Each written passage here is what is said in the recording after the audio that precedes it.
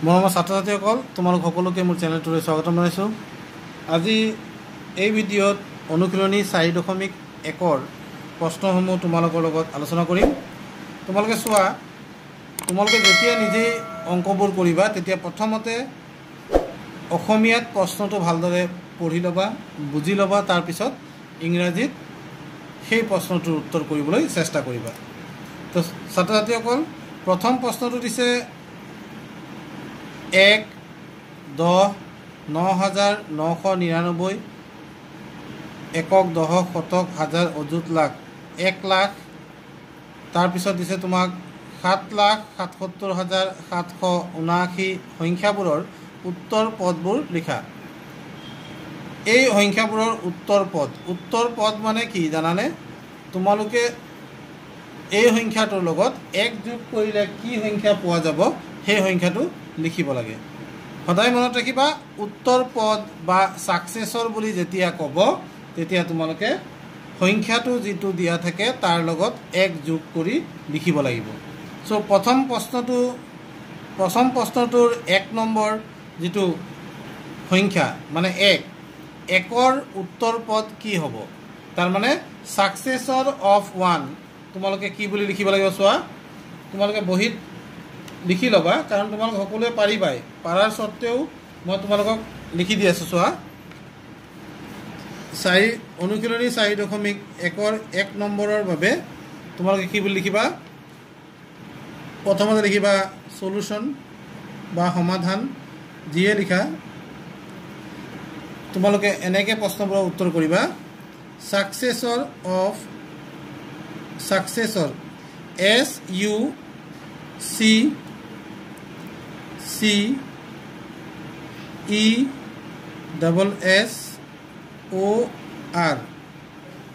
ছাকচেছৰ of 1ৰ ছাকচেছৰ কি হ'ব? তোমালোকে ছাকচেছৰ লিখোঁতে সদায় 1 যোগ কৰি লিখিবা। 1ৰ লগত 1 যোগ কৰি দিলা, কিমান পালা? 2। এইটো হৈ গ'ল তোমালোকৰ প্ৰথম সংখ্যাটোৰ উত্তৰ। এতিয়া চোৱা, নেক্সটটো দিছে ছাকচেছৰ অফ 10।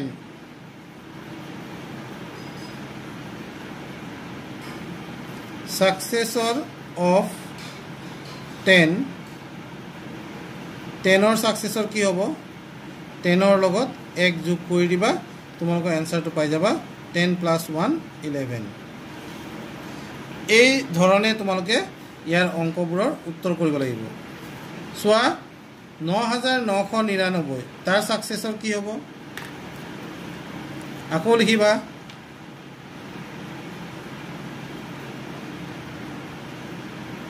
আখৰবোৰ ধৰিব নিলে মই গৈ আছোঁ। চোৱা, SUCCESSOR, ছাকচেছৰ অফ 9,999। ইয়াৰ যেতিয়া ছাকচেছৰ লিখিবা তেতিয়া কি কৰিবা? 9,999ৰ লগত 1 যোগ কৰি দিবা। গতিকে তোমালোকৰ এনচাৰ হৈ যাব 9 1 10ৰ 0 হাতত থাকিল 1, 1 9 আকৌ 10 হ'ব, আকৌ হাতত থাকিব 1, আকৌ 9ৰ লগত 1 যোগ কৰিলে হাতত থাকিব 10 হ'ব, 10ৰ 0 বহিলে আকৌ 1 থাকিব, গতিকে 9 1 10, অৰ্থাৎ তোমালোকৰ এনচাৰটো হৈ যাব। চোৱা, 9,999ৰ লগত 1 যোগ কৰিলে আমি কি পাম? 10,000 পাম।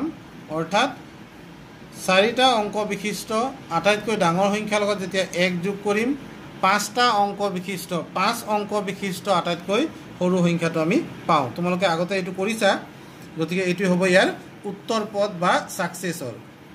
নেক্সট প্ৰশ্নটো হ'ব 1 লাখ। 1 লাখৰ লগত 1 যোগ কৰিলে কি হ'ব? 1 লাখৰ লগত যেতিয়া 1 যোগ কৰিবা তেতিয়া তোমালোকৰ এনচাৰটো কি হ'ব? ছাকচেছৰ অফ 1 লাখ, ছাকচেছৰ অফ 1 লাখ বা 100,000। 100,000ত কি হয়?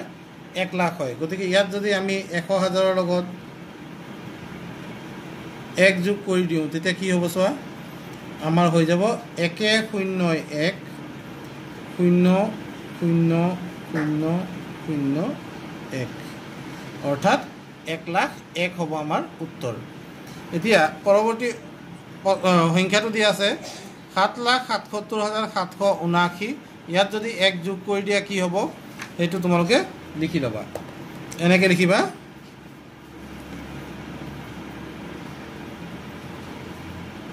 সাকসেসৰ স্পেলিংটো লিখি অফ 7,77,779 ইকুয়ালস টু কি হ'ব 7,77,779 প্লাস 1। এতিয়া চোৱা ইয়াৰ লগত যেতিয়া 1 যোগ কৰিম তোমালোকে চোৱা 1 9 10 হ'ব। 10ৰ 0 হাতত থাকিল 1, 7 1 8 হাতত একো নাই গতিকে 7 7 7 7 7,77,780 হ'ব ইয়াৰ উত্তৰ পদ। এই ধৰণে তোমালোকে 1 নম্বৰ অংকটো কৰিব লাগিব। এতিয়া চোৱা 2 নম্বৰ প্ৰশ্নটো দিছে এনে কোনো স্বাভাৱিক সংখ্যা আছেনে যাৰ উত্তৰ পদ নাই। চোৱা ইংৰাজীত কৈছে is there any natural number which has no successor. তাৰ মানে স্বাভাৱিক সংখ্যা বুলি ক'লে তোমালোকে জানা 1ৰ পৰা আৰম্ভ কৰি 1 2 3 4 এনেকৈ অসীমলৈ গৈ থাকে। আটাইতকৈ ডাঙৰ স্বাভাৱিক সংখ্যাটো যেতিয়া তুমি ভাবিবা তাৰ লগে লগে তাৰ উত্তৰ পদ অৰ্থাৎ সাকসেসৰ এটা সংখ্যা পাবা। গতিকে এনে কোনো স্বাভাৱিক সংখ্যা আছেনে যাৰ উত্তৰ পদ নাই। স্বাভাৱিক উত্তৰ পদ নথকা স্বাভাৱিক সংখ্যা নাই। তো কি কৰিব লাগিব এই 1 নম্বৰৰ নহয় 2 নম্বৰৰ উত্তৰটো তোমালোকে লিখিব লাগিব। কি লিখিব লাগিব there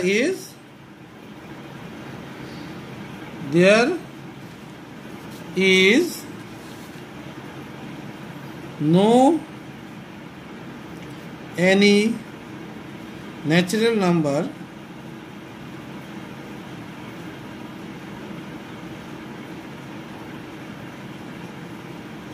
so there is no any natural number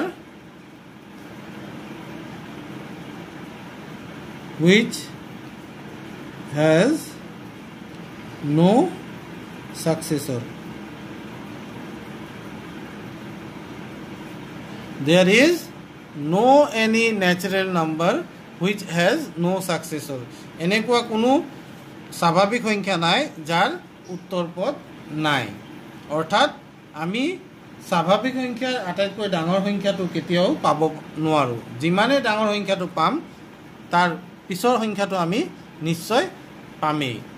তাৰ লগত 1 যোগ কৰাৰ লগে লগে উত্তৰ পদটো আমি পামেই। গতিকে এইটো হ'ব তোমালোকৰ 2 নম্বৰ প্ৰশ্নৰ উত্তৰ। 3 নম্বৰ প্ৰশ্নটো চোৱা 5 11 7,779 1,000 and 10,001 সংখ্যাবোৰৰ পূৰ্ব পদবোৰ লিখা। এইবাৰ কৈছে পূৰ্ব পদ। পূৰ্ব পদ মানে কি পূৰ্ব পদ মানে আগৰ সংখ্যাটো। অৰ্থাৎ উত্তৰ পদ লিখোঁতে যেতিয়া আমি 1 যোগ কৰিছিলোঁ এই প্ৰশ্নটোৰ উত্তৰ কৰোঁতে আমি 1 বিয়োগ কৰি লিখিব লাগিব। অৰ্থাৎ 5ৰ আগত কি আছে 5ৰ আগৰ সংখ্যাটো কি 4। গতিকে 5ৰ পৰা 1 বিয়োগ কৰিলে আমি কি পাম সেই সংখ্যাটো লিখিব লাগিব। তো 3 নম্বৰ প্ৰশ্নটোৰ উত্তৰ কেনেকৈ কৰিবা চোৱা। কুৱেশ্যন নম্বৰ 3ৰ উত্তৰটো এনেকৈ কৰিবা। কুৱেশ্যন নম্বৰ 3 তোমালোকে সলিউশ্যন লিখি ল'লা। সলিউশ্যন লিখি লৈ তোমালোকে লিখিবা প্ৰেডিচেছৰ পূৰ্ব পদটো কি বুলি কোৱা হয় প্ৰেডিচেছৰ PREDECESSOR প্ৰেডিচেছৰ অফ আমাৰ সংখ্যাটো দিয়া আছে 5। গতিকে প্ৰেডিচেছৰ অফ 5 5ৰ পূৰ্ব পদ বুলি লিখি সমান চিন দি লিখিবা 5 - 1 অৰ্থাৎ তোমাৰ এনসাৰটো কি হ'ব 5 - 1 মানে কি 4।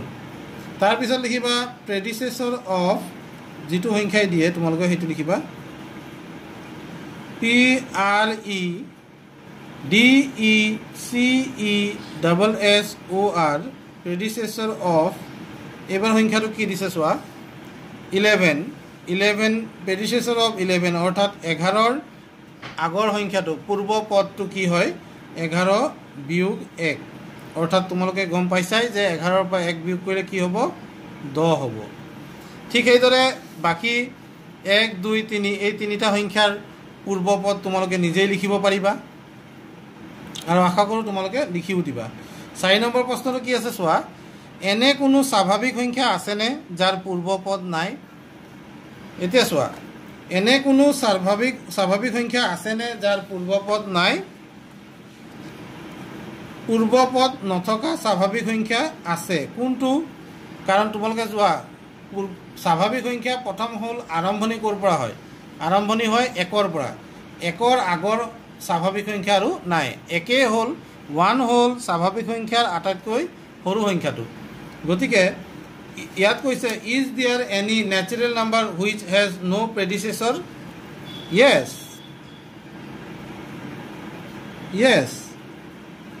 1 has no predecessor 1 has no predecessor so spelling to ki likhisu PREDEC etu C hoy CESSOR predecessor tumaloke likhiba yes 1 has no predecessor next proshno to 5 number বৃহত্তম স্বাভাৱিক সংখ্যা বুলি কোনো সংখ্যা আছেনে মই আগতে আলোচনা কৰোঁতে তোমালোক কৈছোঁ বৃহত্তম স্বাভাৱিক সংখ্যা বুলি কোনো সংখ্যা নাই তোমাৰ বন্ধু এজনে এটা বৃহৎ সংখ্যা লিখি তাক বৃহত্তম স্বাভাৱিক সংখ্যা বুলি দাবী কৰিলে তুমি বন্ধুজনক ভুল কৰিবলৈ কিদৰে প্ৰমাণ কৰিবা চোৱা নম্বৰ 5 টো তোমালোকক দিছে যে বৃহত্তম অৰ্থাৎ লাৰ্জেষ্ট নেচাৰেল নাম্বাৰ আছেনে তুমি কি লিখিবা answer there is no largest natural number there is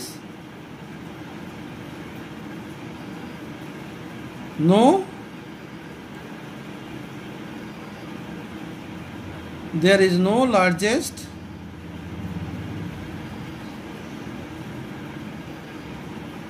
natural number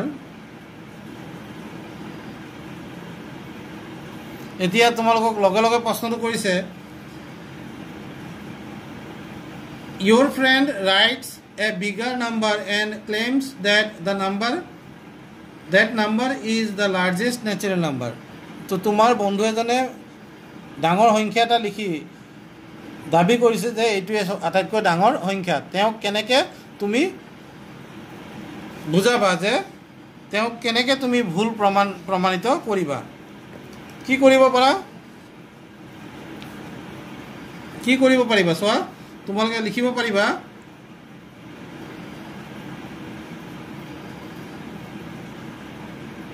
if I write the successor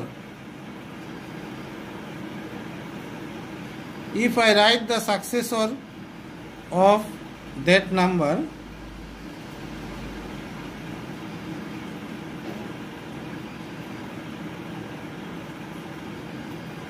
my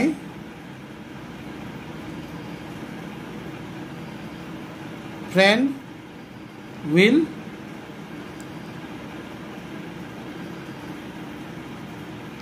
convinced that he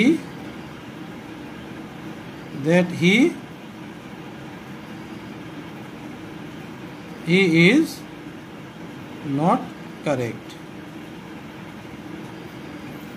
এতিয়া চোৱা মই ইয়াত কি লিখি দিলোঁ তোমালোকৰ প্ৰশ্নটো আছিল এনেকুৱা বৃহত্তম স্বাভাৱিক সংখ্যা বুলি কিবা আছেনে নাই বৃহত্তম স্বাভাৱিক সংখ্যা বুলি কোনো সংখ্যা নাই তোমাৰ বন্ধু এজনে এটা বৃহৎ সংখ্যা লিখি তাক বৃহত্তম সংখ্যা স্বাভাৱিক সংখ্যা বুলি দাবী কৰিলে তুমি বন্ধুজনক ভুল বুলি কেনেদৰে প্ৰমাণ কৰিবা এই কথাটো তোমালোকে কি লিখিবা প্ৰথম উত্তৰটো দিবা প্ৰথম প্ৰশ্নটো উত্তৰ দিবা যে there is no largest natural number if I write the successor of that number my friend will convinced that